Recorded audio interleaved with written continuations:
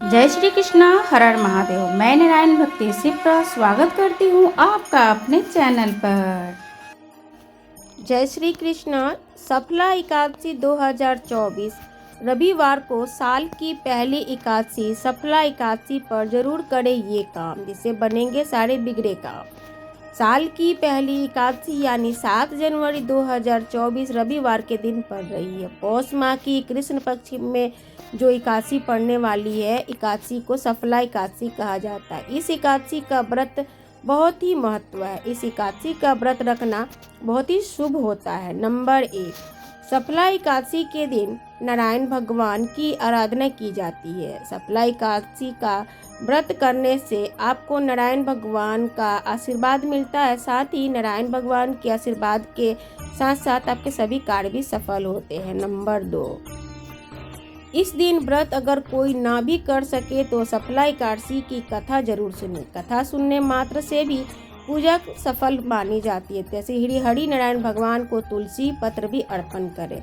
सफला एकादशी के अगले दिन कोशिश करें कि अपनी इच्छा के अनुसार लोगों को भंडारा कराएं। नंबर 5, ऐसी मान्यता है कि अगर आप इस सफला एकादशी के व्रत को पूरे विधि विधान से करते हैं तो मृत्यु के बाद आपको विष्णु लोक की प्राप्ति होती है। तीर्थ यात्रा के इन नियमों को जानेंगे तो पाएंगे अधिक पुण्य के लाभ। नंबर 7, तीर्थ यात्रा जीवन का सबसे महत्वपूर्ण पहलू होता है, जो ईश्वर से जोड़ता है और उसकी लीलाओं को दर्शाता है। लेकिन तीर्थ यात्रा पर जाने पर कुछ नियमों का विशेष ध्यान रखा जाता है। इन नियमों का ही ध्यान रखकर तीर्थ यात्रा करनी चाहिए, अन्यथा पुण्य फल की प्राप्ति नहीं होती है। आइए जानते हैं तीर्थ यात्रा पर किन नियमों का ध्यान रखना चाहिए। अभी मकर संक्रांति और पौष अमावस्या आने वाली है, जिस पर कुंभ हम नहाने जाएंगे। तो वो तीर्थ यात्रा पर हम क्या क्या नियमों का पालन करें। पापों से मुक्ति के लिए तीर्थ यात्रा पर याद रखें इन नियमों को।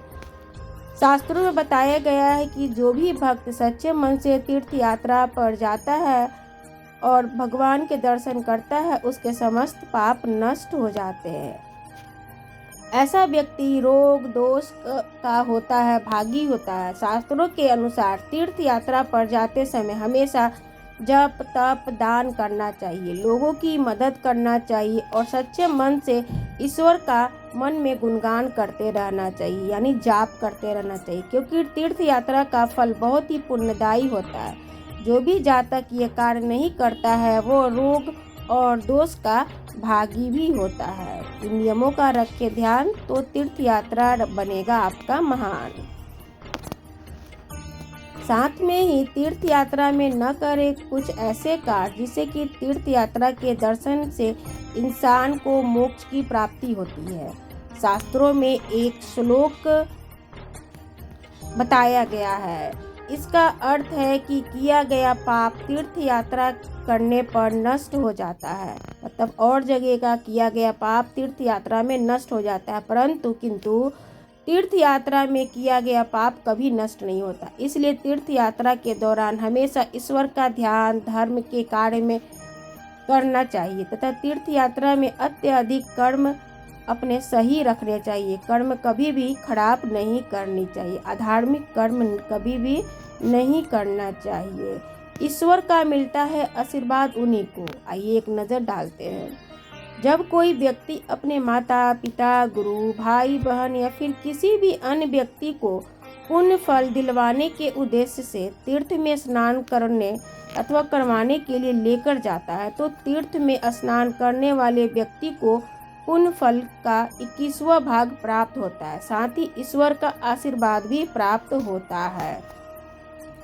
इस व्यक्ति को भी मिलता है पुण्य का फल। तीर्थ यात्रा करने से न केवल पुण्य की प्राप्ति होती है बल्कि इंसान के विचार भी बदलते हैं। इसलिए जब कोई व्यक्ति दूसरे से पैसे लेकर तीर्थ यात्रा पर जाता है तो पैसे देने वाले व्यक्ति को भी उसका फल मिलता है। पैसे देने वाले व्यक्ति को पुण्य का फल 16वां भाग उसे प्राप्त होता है। सभी कार्य होते हैं पूरे। शास्त्रों के अनुसार जो व्यक्ति दूसरे के कार्य से अगर तीर्थ यात्रा स्थल पर पहुंच जाता है तो उसको भी पुण्य का फल की प्राप्ति होती है। उसका कार्य उस व्यक्ति को भी तीर्थ जाने का आधा पुण्य प्राप्त होता है। अगर वो ईश्वर के दर्शन भी करता है तो उसकी कार्य पूरा हो जाता है तथा उसकी इच्छाएं भी पूर्ण होती हैं। आपको एकादशी और धार्मिक जानकारी कैसी लगी? आप कमेंट बॉक्स में लिख कर जरूर बताइएगा। अगर वीडियो पसंद आया हो तो चैनल को सब्सक्राइब और अपने फैमिली फ्रेंड्स में इसे शेयर भी कीजिएगा। जय श्री कृष्ण, राधे राधे। फिर मिलते हैं एक नए विषय के साथ, तब तक दे विदा मुझे, मैं शिप्रा।